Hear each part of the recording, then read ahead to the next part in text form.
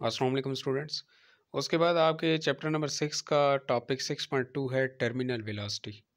इससे पिछले टॉपिक में हमने ड्रैग फोर्स को डिस्कस किया था और विस्कोसिटी को डिस्कस किया था कि जब कोई भी एक पार्टिकल कोई भी फ्लूइड जो है वो एक विस्कस मीडियम के अंदर ट्रैवल करता है तो उसके ऊपर एक ड्रैग फोर्स एक्ट करती है। तो आज हम विस्कोसिटी की एक बहुत ही इंपॉर्टेंट एप्लीकेशन डिस्कस करेंगे जिसको टर्मिनल वेलोसिटी का नाम दिया जाता है। देखें, जितने भी रेन ड्रॉपलेट्स हैं या फिर फॉग ड्रॉपलेट्स हैं वो हमें एयर के अंदर सस्पेंडेड नज़र आते हैं। वो सस्पेंडेड हमें क्यों नज़र आते हैं? क्योंकि वो यूनिफॉर्म वेलोसिटी अटेन कर लेते हैं। यूनिफॉर्म वेलोसिटी वो कैसे अटेन करते हैं कि जब वो डाउनवर्ड फॉल करते हैं तो एक पॉइंट ऐसा आता है जब वो डाउनवर्ड फॉल करते हैं तो उनके जो वेट होता है वो डाउनवर्ड एक्ट कर रहा होता है, लेकिन उसी वेट के मुकाबले में एक ड्रैग फोर्स उनके ऊपर अपवर्ड एक्ट कर रही होती है उतनी ही अमाउंट की जितना उनका वेट होता है। तो एक पॉइंट ऐसा आता है जहाँ पर वो मैक्सिमम वेलोसिटी अटेन कर लेते हैं, ठीक है, जहाँ पर उन पर जितनी ड्रैग फोर्स एक्ट कर रही होती है उतना ही उनका वेट होता है। तो वो पॉइंट जो होता है वहाँ पर जो उनकी वेलोसिटी होती है उसको टर्मिनल वेलोसिटी का नाम दिया जाता है। तो आप इसकी डेफिनेशन देख सकते हैं कि maximum velocity attend bye a freely falling droplet through a viscous medium under the action of gravity. कि जब कोई भी ड्रॉपलेट फ्रीली फॉल कर रहा हो, ठीक है, एक विस्कस मीडियम के अंदर, तो ग्रेविटी की वजह से वो एक मैक्सिमम वेलोसिटी अटेन कर लेता है जिसको हम टर्मिनल वेलोसिटी का नाम देते हैं। तो अब इसके लिए हम एक डायग्राम कंसिडर करते हैं कि फॉर एग्जांपल ये आपके पास एक ड्रॉपलेट है जो कि डाउनवर्ड फॉल कर रहा है, ठीक है। अब इसने डाउनवर्ड फॉल करना स्टार्ट किया है ड्रॉपलेट ने, तो इसका वेट जो है वो डाउनवर्ड एक्ट कर रहा है mg। तो हम mg में से ड्रैग फोर्स माइनस करेंगे, mg माइनस एफ डी लिखेंगे इक्वल टू ma, ठीक है। ये रेड कलर का आपको ड्रॉपलेट नज़र आ रहा है जो कि डाउनवर्ड फॉल कर रहा है, इसका वेट डाउनवर्ड एक्ट कर रहा है जो कि mg है। अब mg minus F D is equal to ma। अब देखें, अभी इस पर कोई ड्रैग फोर्स एक्ट नहीं कर रही, तो यहाँ पर ड्रैग फोर्स क्या हो जाएगी? ज़ीरो हो जाएगी, ठीक है। ड्रैग फोर्स ज़ीरो होगी तो एम जी किसकी इक्वल आ जाएगा? एम ए की इक्वल आ जाएगा। यहाँ पे जो एम है ये इस एम के साथ क्या हो जाएगा? कैंसिल हो जाएगा, ठीक है। तो आपके पास ए इक्वल आ जाएगा जी के। इसका मतलब है उसका जो एक्सेलरेशन है वो ग्रेविटेशनल एक्सेलरेशन के इक्वल हो जाएगा। तो जहाँ पे वेलोसिटी ज़ीरो है, ठीक है, वी ज़ीरो है, वहाँ पे लीनियर एक्सेलरेशन ग्रेविटेशनल एक्सेलरेशन के इक्वल है। ड्रॉपलेट का एक्सेलरेशन उसकी ग्रेविटी के इक्वल है। अच्छा, उसके बाद जब ये डाउनवर्ड फॉल करता हुआ एक पॉइंट पर पहुंचेगा तो इस पर ड्रैग फोर्स एक्ट करना स्टार्ट कर देगी। तो अब यहाँ पे जो ड्रैग फोर्स है ये हम इक्वल टू ज़ीरो नहीं लिख सकते, यहाँ पे drag force not equal to zero है। तो M G minus F D is equal to M A की इक्वल होगा।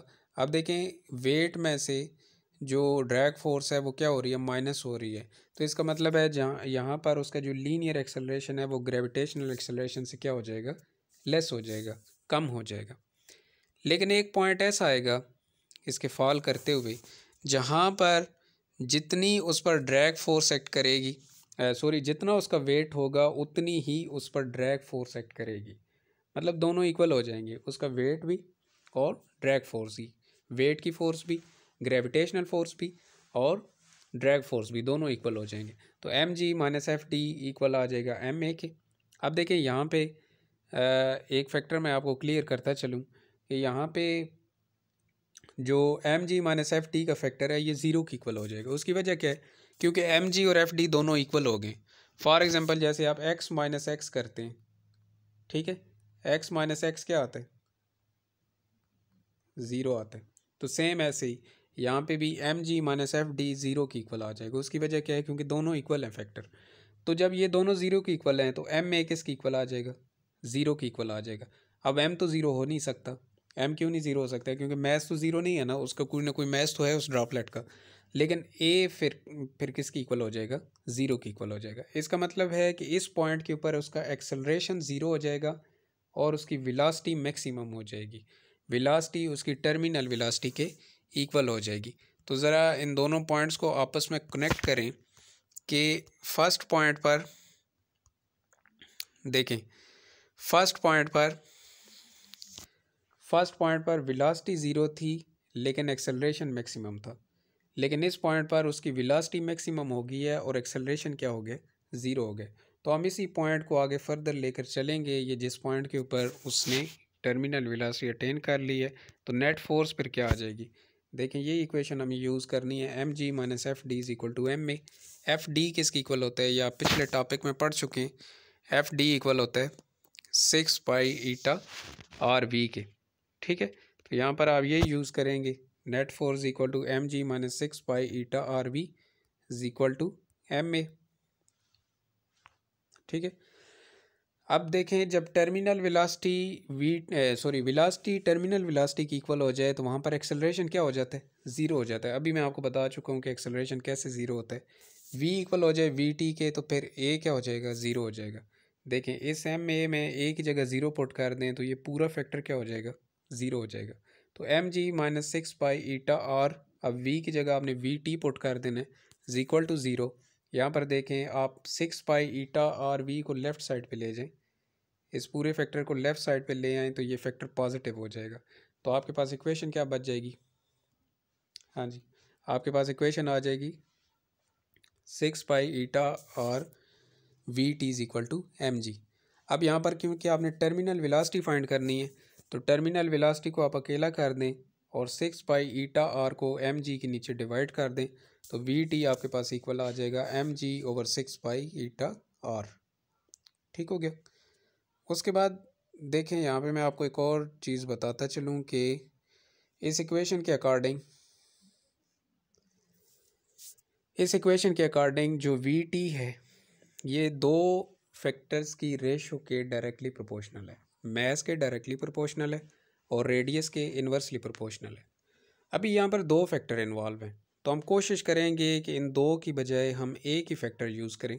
तो एक फैक्टर यूज़ करने के लिए हम मैस को कन्वर्ट कर लेते हैं किसी और चीज़ में। देखिए मैस पढ़ा हुआ है आपने कि मैस इक्वल होता है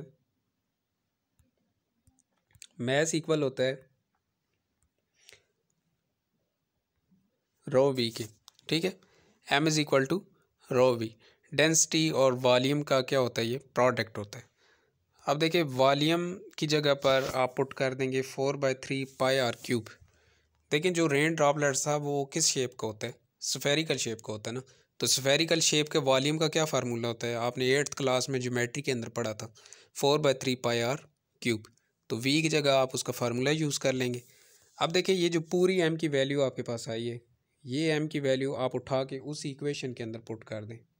इस इक्वेशन के अंदर ये वाली, ये जो इक्वेशन है यहाँ पर एम की जगह आपने एम की वैल्यू पुट कर देनी है। तो देखें एम की वैल्यू पुट करेंगे तो आपके पास इक्वेशन क्या बन जाएगी, हाँ जी, आपके पास इक्वेशन आ जाएगी V T is equal to rho into 4/3 pi R cube G over 6 pi R. अब देखें यहाँ पे कौन कौन से फैक्टर कैंसिल हो रहे हैं, पाई जो है वो पाई के साथ कैंसिल हो रहा है, आर क्यूब है ना, तो ये एक आर के साथ इसका एक क्यूब कैंसिल हो जाएगा, तो यहाँ पे पावर कितनी बच जाएगी, पावर 2 बच जाएगी, आर की पावर 2 बच जाएगी। तो उसके बाद फिर वी टी किसकी इक्वल आ जाएगा, ये वाला जो 3 है, ये 4 के नीचे जो 3 लिखा हुआ है ये नीचे आकर 6 के साथ मल्टीप्लाई होकर 18 बन जाएगा। तो आपके पास इक्वेशन आ जाएगी 4g r² ओवर 16 ईटा। तो अभी ये इक्वेशन और भी सॉल्व हो सकती है। ठीक है, और मज़ीद इसको सॉल्व करेंगे तो ये देखिए 2 पर कैंसिल हो जाएगा, 2 2s are 4 होता है और 2 9s are 18 होता है। तो आपके पास फाइनल इक्वेशन बच जाएगी V T is equal to 2g r² over 9 eta. तो यहाँ से आपको क्या मालूम हुआ कि जो टर्मिनल वेलोसिटी होती है वो r² के डायरेक्टली प्रोपोर्शनल होती है। ठीक है, रेडियस के डायरेक्टली प्रोपोर्शनल होती है। तो ये आपके पास टर्मिनल वेलोसिटी की एक्सप्रेशन है। इस एक्सप्रेशन के ज़रिए आप किसी भी फ्लूइड की जो टर्मिनल वेलोसिटी है वो फाइंड आउट कर सकते हैं। ठीक है, उसके बाद अगर हम इसको ग्राफिकली रिप्रेजेंट करें तो ग्राफ में आपको वाज़ह नज़र आ रहा है कि अगर आप टाइम और टर्मिनल वेलोसिटी के दरमियान ग्राफ ड्रा करें तो ये ग्राफ पहले इंक्रीज़ हुआ है, इस मतलब पहले वेलोसिटी इंक्रीज़ हुई है लेकिन जब उसने एक मैक्सिमम वेलोसिटी या टर्मिनल वेलोसिटी अटेन कर ली है तो फिर वो वेलोसिटी यूनिफॉर्म हो गई है, ठीक है। फिर ग्राफ इंक्रीज़ नहीं होगा, फिर ग्राफ वहीं पे रुक के वो यूनिफॉर्म हो गई है। तो वेलोसिटी के यूनिफॉर्म होने की वजह एक ये भी है कि उसका एक्सेलरेशन ज़ीरो हो गया था। देखें यहाँ पे जब उसका एक्सेलरेशन ज़ीरो हो गया था तो एक्सेलरेशन ज़ीरो हो जाने की वजह से या तो वो बॉडी मुकम्मल रेस्ट पे चली जाती है या फिर वो यूनिफॉर्म वेलोसिटी से मूव करना शुरू कर देती है।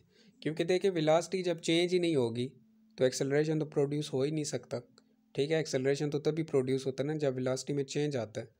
तो जब एक्सेलरेशन ज़ीरो हो जाए तो वो बॉडी या तो रेस्ट पे होती है या फिर वो यूनिफॉर्म वेलोसिटी से मूव कर रही होती है, तभी उसमें कोई एक्सेलरेशन प्रोड्यूस नहीं होता।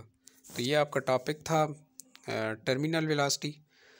होप सो ये आपको क्लियर हो गया होगा। फिर भी अगर इसमें कोई कन्फ्यूजन हो तो आप मुझसे कंसर्न कर सकते हैं। Thank you.